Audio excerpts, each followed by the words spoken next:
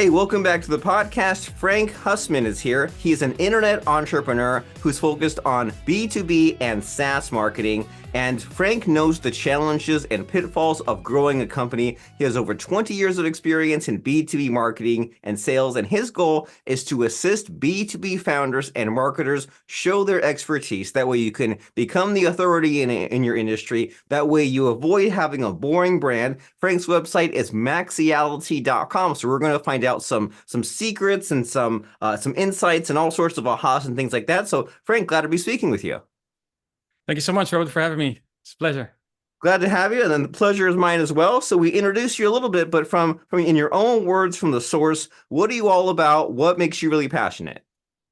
Yeah, I really love to be in the tech space and helping tech companies to grow, basically. And I've been a SaaS founder in the past as well, so I know a little bit about the challenges in software and how to market and sell it. And what I really like to do is to make the founder or any subject matter expert to shine. And when they are just out there, people will see their expertise. And when you do it long enough, you'll become an authority in your industry. And that will really become like a magnet for clients, actually. I love it. When you get out there and do enough of the publicity and you get known enough, then you're just everywhere. And then you don't have to work as hard. You still have to do a lot of the different things, but it's a great Yeah. place to be when you can just be the spokesperson in a lot of ways and just go out and spread your message. And so what sets you apart? Like there's lots of SaaS founders and people trying to make it work and dealing with all the chaos, but what in particular makes you stand out? I think there are two things. First of all, I've been a SaaS founder myself, sold my company, so I know what's going on and how hard it is to create something out of nothing. And the other thing is that I know quite a lot of B2B marketing because I speak to a lot of SaaS companies, and some of them are pre-seed, some of them are funded as well. So I see a lot of different SaaS companies, and I know what's working because I tested it myself, I've seen it myself, and things have been changing a lot in B2B marketing for the last few years because we used to just generate leads basically, and a lead would be anyone who had a pulse and would leave their email address in exchange for some crappy document that I don't know an intern wrote. Yes, it's a bit of a hyperbole, right? But I mean, you get the drift, and that's how we used to do B2B marketing in the past. I mean, you generate 100 leads, and out of every 100 leads, the SDRs, the sales reps would call them, and maybe you would have one or two great people to continue in the journey and to hopefully sign up for something.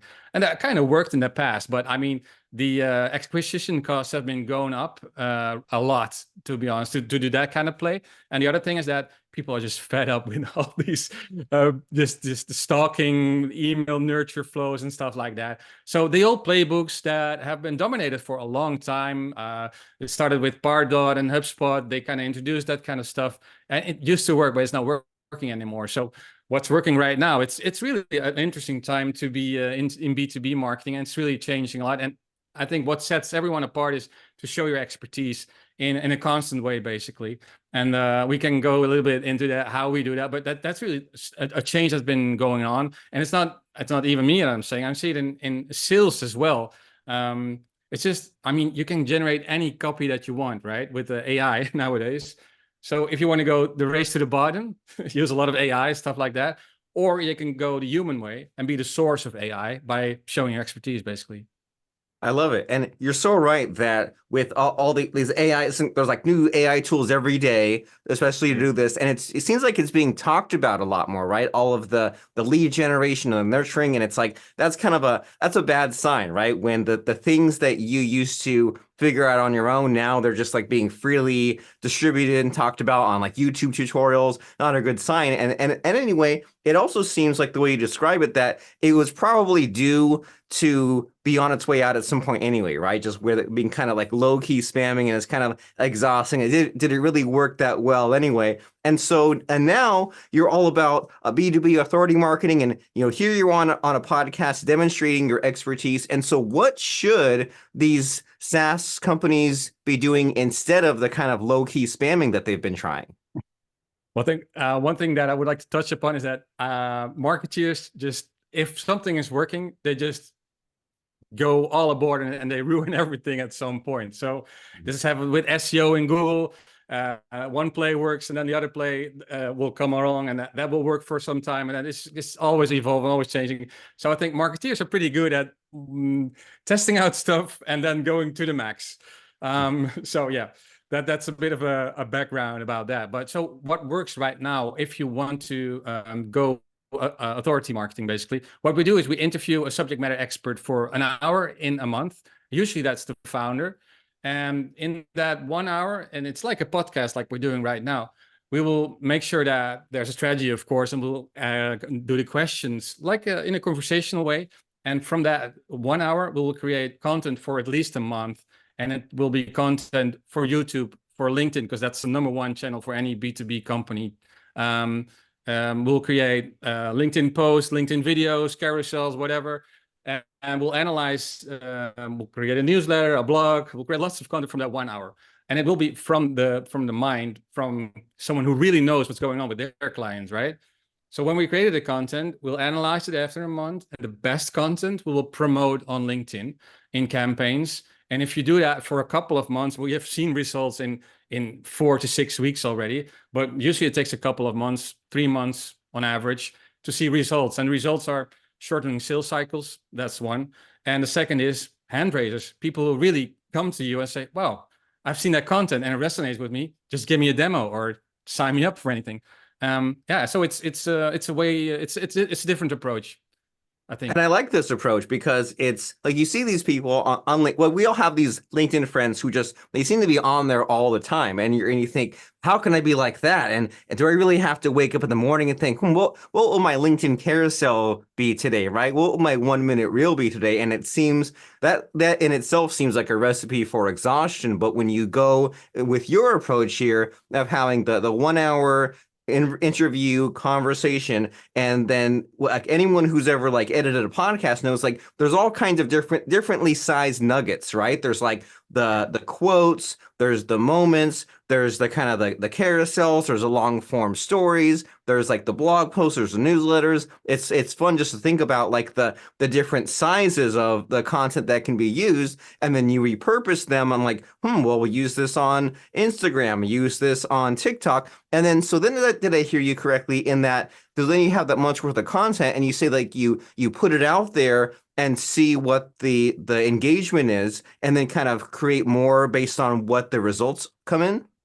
Yeah, that's completely true. Yeah, because we make some educated guesses, of course, but you never know what's going to resonate with the audience. And when we know what's resonating, we will just go all in on that the next month and the month after that, of course. We analyze everything and the best content. So we will promote it so in a paid way with LinkedIn ads. And I have heard of people or agencies even that go all organic, which is nice, of course, but it takes a long time to be on that hamster wheel, just putting out content, hoping that someone likes it. I mean, yeah, it works, but I always like to go hand in hand. Just make sure that you also put the microphone on and make sure that everyone who is in your ICP or in your ideal client profile and in your niche basically hears from you. And if you do that correctly, I mean, you will get phone calls, you will get inbound messages, people will ask you to go on their podcast, you will be recognized as a speaker, and yes, it will also help you generate sales.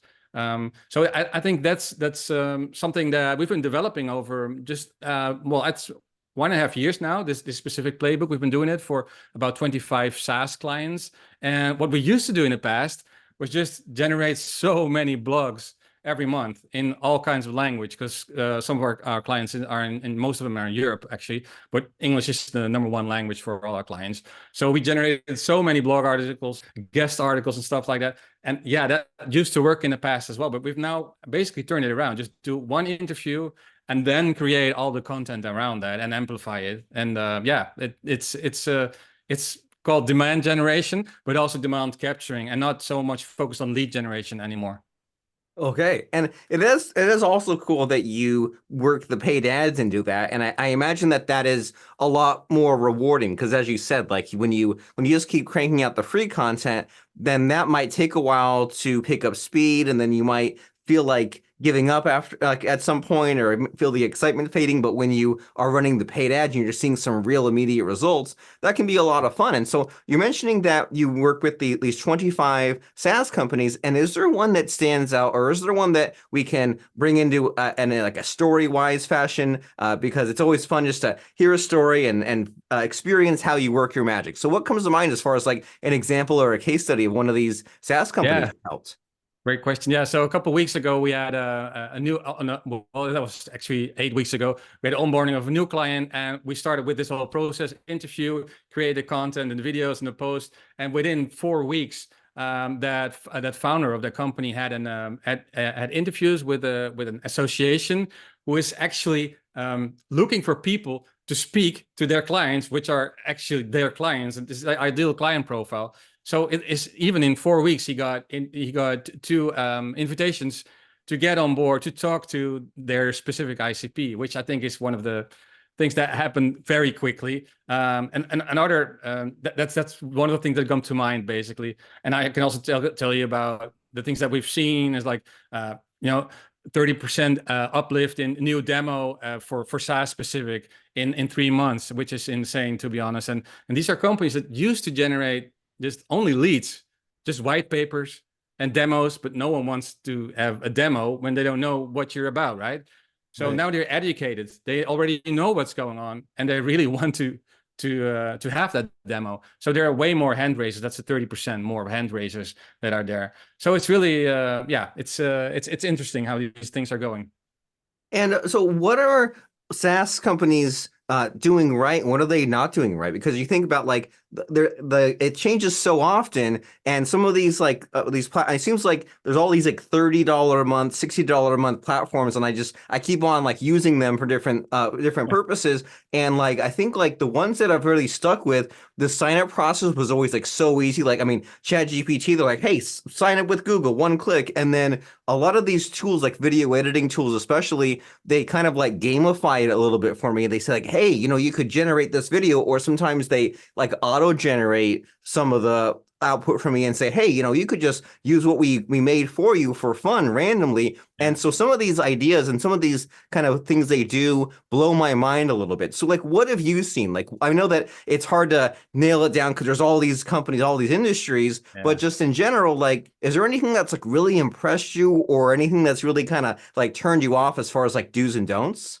Right.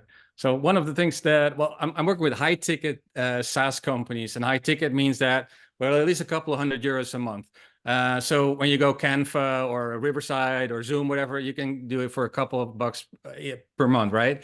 Well, 10 or 20 or 30, whatever. So they always have a different approach because they're more self-serviced. And yes, they will gamify things. The onboarding is just exceptional with lots of videos, which I love. Not only because we're creating content based on videos, but also the onboarding experience is really great. So those are the things that you already described, right? And for high ticket SaaS, I mean, it's also high touch. Sometimes it's not, you have the configuration stuff. There's lots of things, moving parts that have to go on. And what people used to do is basically lots of SDRs, sales development reps, calling, setting up meetings, and these are things that, in my opinion, are the old playbooks. That doesn't really work anymore because we're all self-service right now. If you do it correctly, and that's an answer to your question, you have generated so much content for every stage of the buyer journey that someone like you or me, we know everything about the product. If we want to have something that we can edit our podcast or videos with, we know already we need whatever, we need Riverside, we need Descript, whatever it is that we need. And then we go for the trial or whatever, and we're sold. So I think the great companies, they know what they have to do, create that content. And in the past, they tried to create the content, but it was always those blogs and those texts. But now it's really about show, don't tell. I think the companies are really understanding that is because are creating multimedia content. So not only text, not only video, also podcasts, audio, like the carousels, whatever. I mean, anything that can help them understand the product for their clients, basically. And I mean, it sounds obvious, but there are not many SaaS companies that really do that and get it right, actually.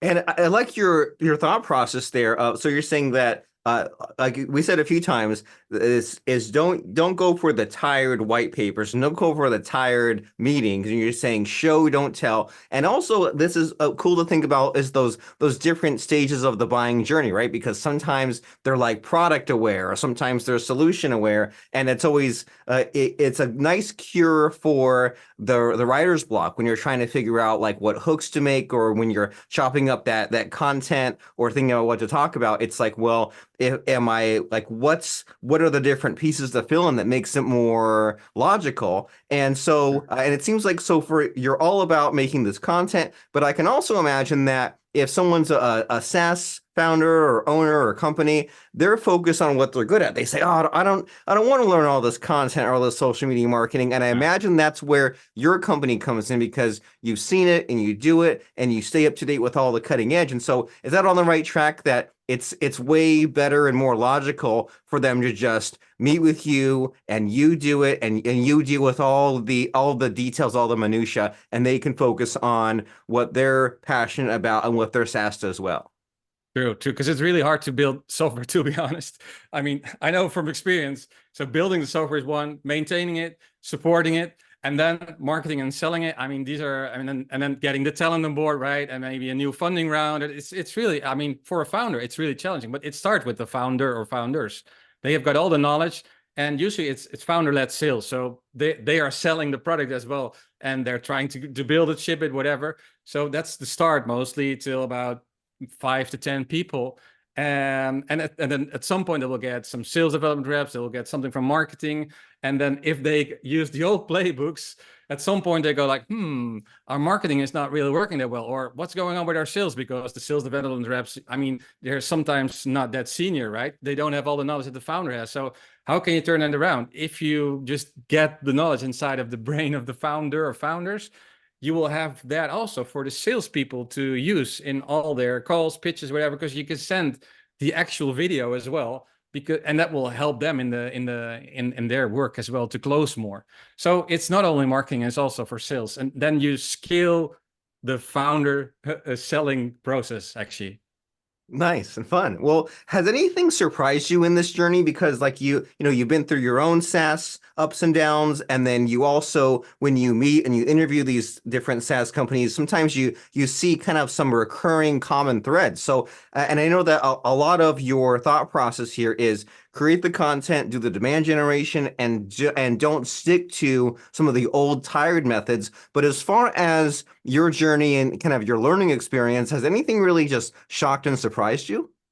Well, one of the things that sometimes shocks me, especially with tech companies that have been around for a while, is that they got a pot of gold, and the pot of gold is the content they already created. I mean, it's not all gold, but I mean, if you count and if you look at it, it's quite a lot of content. Some of it is pretty good. They haven't been doing nothing, right? So some of it's really good, but they don't repurpose it at all. So everything is we create content, it's like a project, and then boom, we go to the next one. And I think, in my opinion, it's just, I mean, it's just crazy because you can use all, even if you created what some companies do is once a year or 6 months every year they will do interviews and they will create these industry reports, and they're really interesting, or data-driven white papers, whatever, or data-driven blogs. That's, I mean, those are really interesting. Why don't they use that in their content for a longer period of time by just repurposing stuff? And it's so easy to do nowadays. So one of the quick wins that we sometimes do is that when they already have a backlog of great content, we'll use that, repurpose it, and see what works and amplify that. I mean, that's a great way to start without just reinventing the wheel. So it amazes me how many marketeers don't really repurpose content that they already got.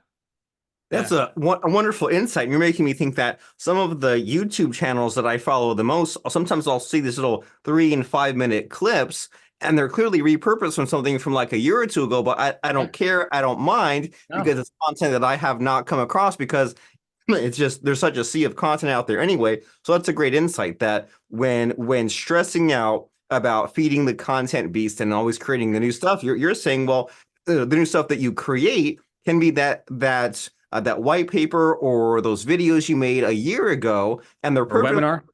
a webinar, Yeah. podcast, I mean, all the above. And you did that so long ago, but because it was kind of a one-off project, you didn't recurringly revisit, which is something that it's so obvious, but it's also so obvious that it's not done. We need to do more of that and to repurpose that old content, bring it back to life, give it a longer lifespan. And as we said, it's hard to do this on your own, but when you have a team at your disposal, when you have Maxiality and everyone there who can help you and do the interviews and go through this process, it can be a lot easier. So tell us about this. Tell us about these next steps. If someone says, I'm a high ticket SaaS founder and I need help with this, how do they know if they're a good fit for you? And if they are, how do they take that next step?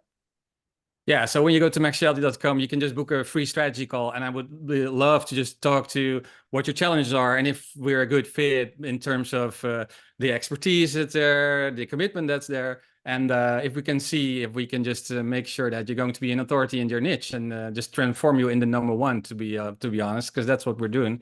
And if you don't want to do it or you want to do it with your team, you can just check out the free training on the site, and you can just try and do it yourself.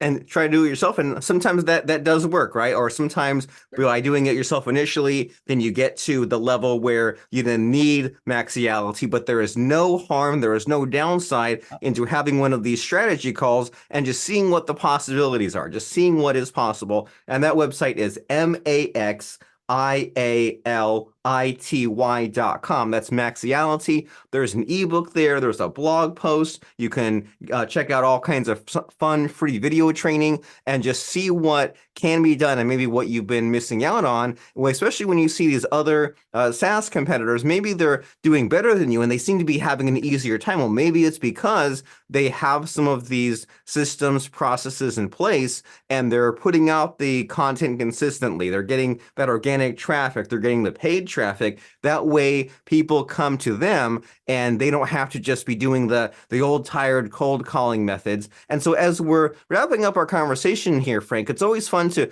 put my guests on the spot a little bit and ask about a fun quote or lesson that maybe could apply or even just is from your own personal experience. So does anything come to mind to help us out in these final minutes as far as a quote or lesson?